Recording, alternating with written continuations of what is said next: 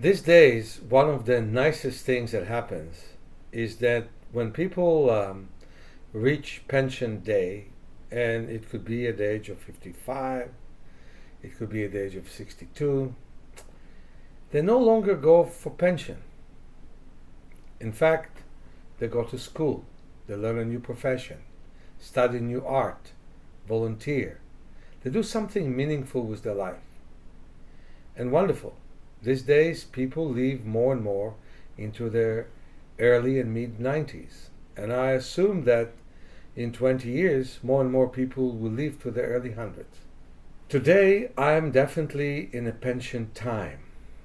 I'm 66, close to the age of 67. And in some ways, nothing changed in my life. But in some ways, my early experience shaped my life in a powerful manner that gets me to continue the life that I was shaping myself with from a very young age. I was the quickest Braille reader in the state of Israel. That was already in 6th grade. And then when it was discovered that I can read with a huge magnifying lens, I would sit with my nose at a book, truly my nose at a book, and read the letters one by one, just to be accepted to the world of the normal people. Then I learned eye exercises, and my world changed completely. My vision improved from 1 to 4% within 2 months. Then it improved from 2% to 50% within 4.5 years. And then it improved further and further until in the last few years it is measured as 70% of normal vision. My experience was huge. I did not gain my vision because of medical practice. In fact, medical practice have distorted my vision. 5 cataract surgeries have basically destroyed my lens. I must say I'm so grateful to medicine because my kids were born in a different time, 35 years after I was born. And they had cataract surgeries that were much more successful, where they removed the lenses at the age of 2 weeks. And yet my eye exercises had helped them see better than anyone who was born with cataracts and was operated. And now, as they are in their 30s, they function totally normally, drive, read, write. You would never know that anything is wrong with them. Something that other kids who were born with cataracts cannot say. Because they see better than kids in my generation, but not as well as my kids. I was inspired by a spiritual teacher who told me to write a book about myself. I remember dictating the book to a tape, and after it was transcribed, reading parts of it to my classes, or having someone in my class read it. And it was first 1,200 pages that I heard nobody will read. And eventually it became 200 pages. And that was the book that came out in 1988. It was then by Routledge and Kegan-Paul, in a list called Arcana, that went out of existence within few years. But before it did, it was sold to Penguin Books that printed this book, and the book sold beautifully. Within the first year, 1,000 a month. And then of course it dropped down to hundreds. And it sold until 1980 for Penguin, when they decided to take it out of print. And 5 years later, the book Movement for Self-Healing was printed by New World Library, based on my book Self-Healing, My Life and Vision. So in my book, I describe my odyssey, how I was able to work on myself, how my unconventional teacher, who was a librarian, who saw clients after hours, introduced me to a polio patient, and I was introduced to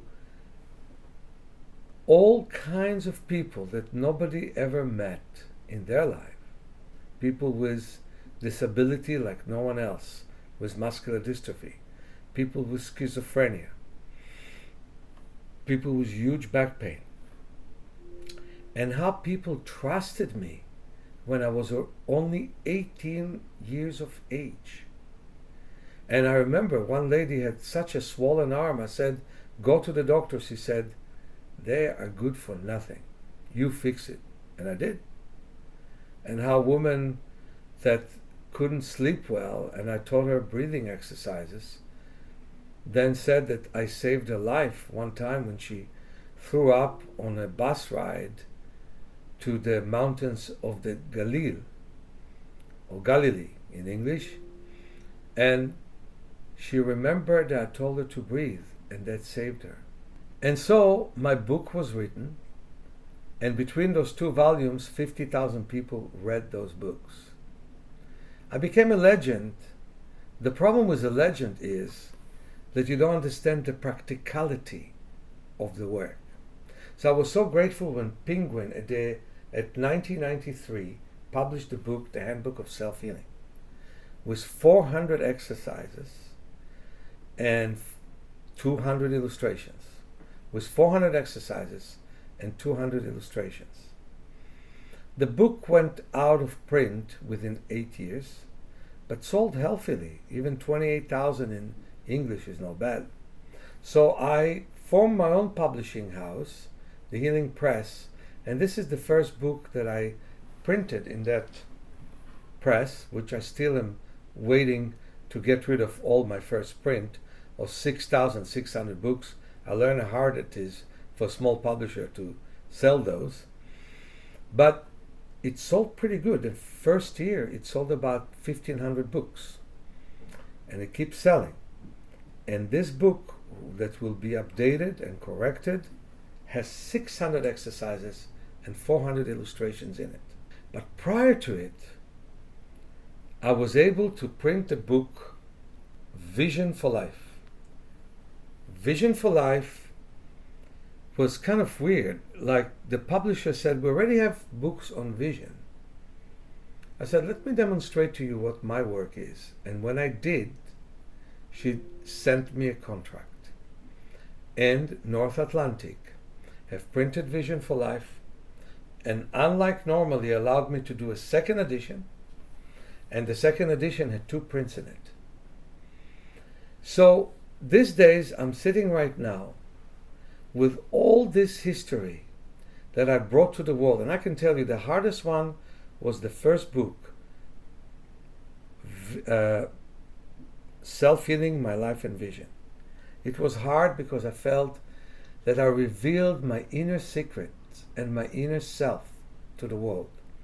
As if I would peel a part of my chest out and describe to people my method. And so in my method, I teach people that most movements that exist for our human body are not being practiced in any gym, in any gymnastic, in any exercise routine. And that we have more than 600 muscles, and we only overstress between 50 and 75 of those muscles. And they work so hard to the point of collapse. And that's why so many people, while living long, living very low level of life, we are taught in exercises to overuse the muscles we already use. And we're not taught to use muscles we never used before. And that's why I was so passionate about my book, The Handbook of Self-Healing, and also about awakening your power of self-healing. And that's why I'm so passionate to bring it to the world. I've been able to help people with progressive muscular dystrophy that nobody can touch. I was able to help people with multiple sclerosis, way beyond physiotherapy, people with fibromyalgia, people with tremendous back pain. I was able to help so many people that nobody can even think about helping. But those were not simply patients, they were students. They worked with me rather than being under my care. Even though some people call me doctor, And I only have a PhD, so I don't call myself doctor. But even though some people advertise me and such, in talk shows call me Dr. Schneider, truly, I am Meir. Meir means giving light in Hebrew.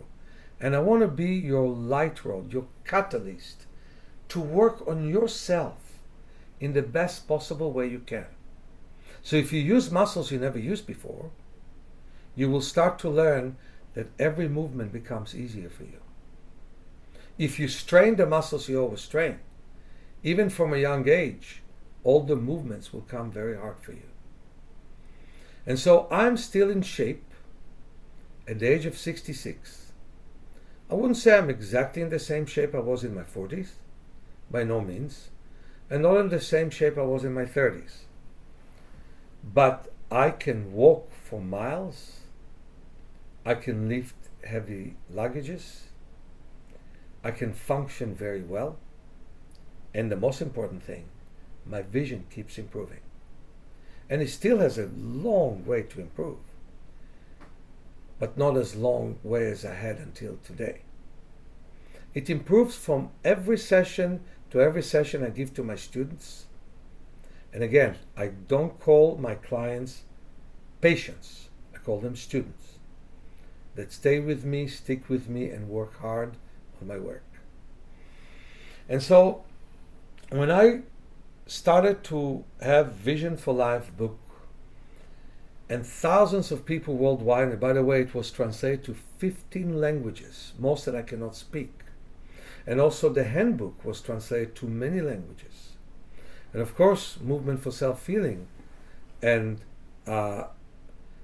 Self-Healing My Life and Vision was translated to many languages. And the important thing is, it brought me to many countries, helped me see many people, and yet I'm in a place where people sometimes would not cross the street to work with me, because what I teach can only be learned by intelligent people who are cutting edge people, who want to change their life, and through them, like a mirror, the world can change. I truly believe in the effectiveness of the world mind, that if we make a change in us, we affect a change all over the world. The secrets of the body could be revealed with the will to change its function. And the will to change its function has to be practiced daily. It's not theory, it's practice. And if you learn to do the exercises on your vision, on your hearing, on your sense of your body, and with movement, you can change.